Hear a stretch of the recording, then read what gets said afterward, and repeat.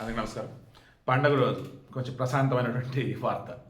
అనిల్ రాయపూడి కొట్టాడండి. మామూలుగా కాదండి. మన శంకరవర ప్రసాద్ గారు 120 కోట్లు రెండే 2 రోజుల్లో. దీంతో కంటిన్యూగా 6 సినిమాలు 100 కోట్ల క్లబ్. ఎవరు? అనిల్ రాయపూడి.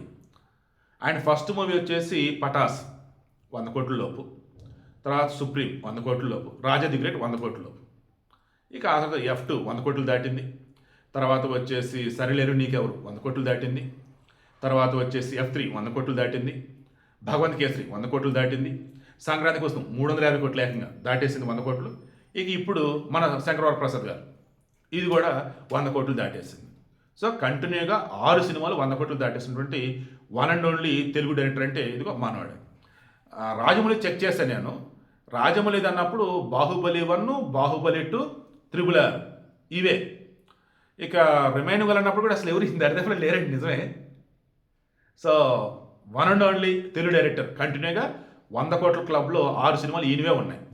అండ్ శంకరవర ప్రసాద్ గారు దూసుకుపోతూ ఉంది.